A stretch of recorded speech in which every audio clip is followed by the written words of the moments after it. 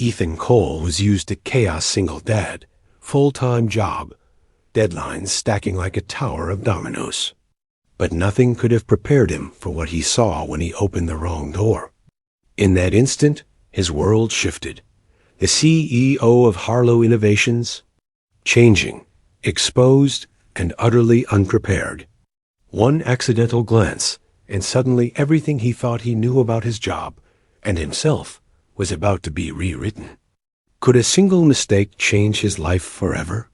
Ethan Cole had survived the last 2 years on caffeine, determination, and the endless love he had for his 8-year-old daughter, Lily, as a single dad juggling school drop-offs, late-night lunches, and a demanding job at Harlow Innovations.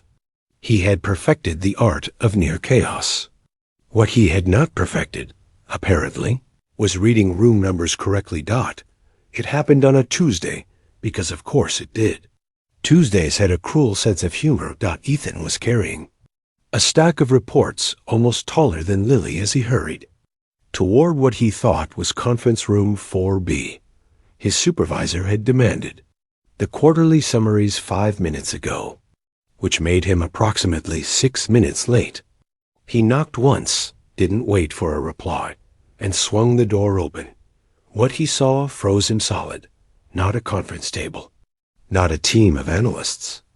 Not even an empty room. There, half-turned, mid-buttoning a crisp white blouse, was her, Vivian Harlow, CEO, billionaire, ice queen of the boardroom, the woman whose face glowed from every corporate portrait lining the hallways.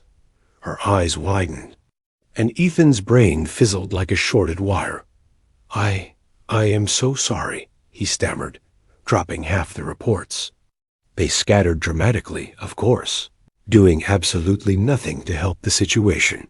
Vivian blinked, cheeks slightly flushed, something he hadn't known was possible for her. Mr. Cole, isn't it? He wished she didn't know his name. That made this infinitely worse. Yes, but please, I wasn't. I thought this was clearly not 4B, she said, smoothing her blouse and picking up her blazer. I'll just leave. He backed out, grabbed the nearest stack of papers, definitely not his, and fled down the hallway like an overworked penguin. For the next 2 days, Ethan expected security to escort him out, or HR to send an email with the subject line, inappropriate behavior, meeting required. Instead, silence. Until Friday. Vivian's assistant appeared beside his cubicle like a ghost. Mr. Cole, Ms. Harlow would like to see you. He swallowed. In her office? Yes, of course. Where else do CEOs deliver termination speeches? Ethan entered her sleek office, where Vivian stood by the window, city skyline blazing behind her.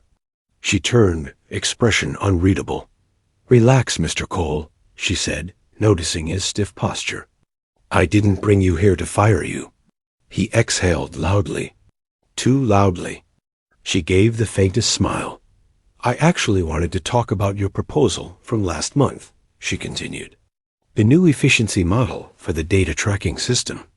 I reviewed it. He blinked. You did? It's excellent. And I'd like you to lead a pilot for it. Ethan's jaw dropped. Are you sure? After Tuesday? Accidentally opening the wrong door doesn't negate good work. Though, she raised a brow, we'll both pretend that moment didn't exist. Gladly. But things didn't quite go back to normal. Vivian began stopping by his workspace.